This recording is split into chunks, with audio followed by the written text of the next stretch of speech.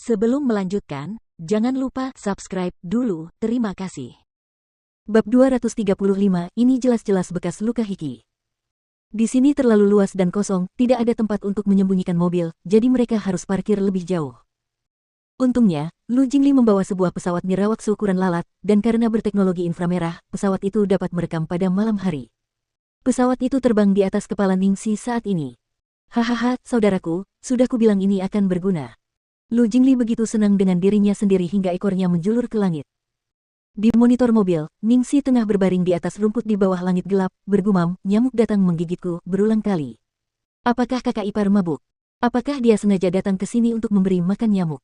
Lu Jingli tidak bisa berkata apa-apa. Lu Tingqiao tidak mengatakan apapun, seolah-olah dia tidak menganggapnya aneh sama sekali, seluruh perhatiannya tertuju pada gadis di layar. Ningxi merasa rileks saat alkohol mulai bekerja. Ia memejamkan mata, merasa pusing. Dalam keadaan linglung, ia mendengar langkah kaki mendekatinya dari belakang, dan dengungan nyamuk di telinganya berangsur-angsur menghilang. Tubuhnya, yang sedikit kedinginan karena udara malam, diselimuti kehangatan. Saat bau yang familiar itu menyelimutinya, sisa kesadaran terakhir yang dipegangnya memudar seperti asap. Karena dia sendirian, dia tidak berani mabuk berat. Dia sendiri tidak tahu kapan hal itu terjadi, tetapi tanpa diduga ada seseorang di hadapannya yang dapat membuatnya mabuk dengan aman. Lu Tingqiao mengusir nyamuk-nyamuk itu, dan menutupinya dengan mantelnya. Kemudian dia meletakkan lengannya di bawah kepala wanita itu sebagai bantal, agar rumput tidak menusuk kulitnya. Gadis itu menempel erat pada pakaiannya, tertidur lelap. Bahkan melalui riasan tebal yang dikenakannya, dia bisa melihat kepolosan kekanak-kanakan di wajahnya, dan itu membuatnya ingin memanjakannya.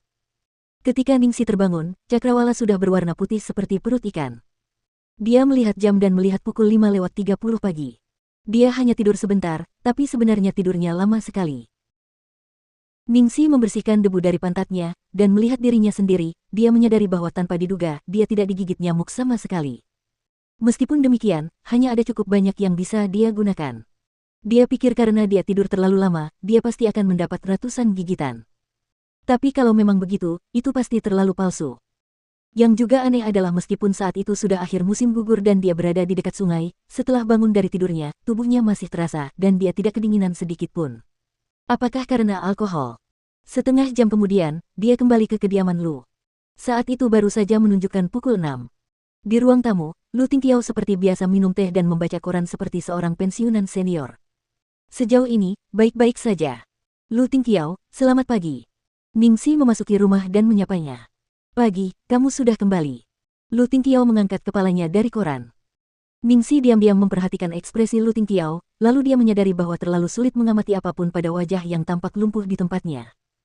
Itu karena dia tidak berekspresi hampir sepanjang waktu, dan kali ini pun tidak berbeda.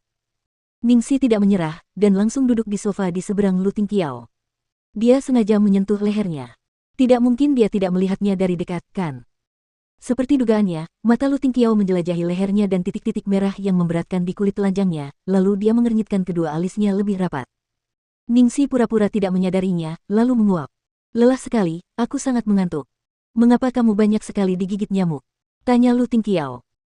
Batuk-batuk-batuk, Ningxi hampir mati tersedak air liurnya sendiri. Apakah kamu bercanda? Saya berpakaian seperti ini untuk pergi ke klub malam, dan saya baru kembali keesokan paginya. Sebagai pria normal dan berdarah merah, melihat tanda-tanda yang memberatkan ini, bukankah seharusnya Anda langsung berasumsi bahwa itu adalah bekas ciuman?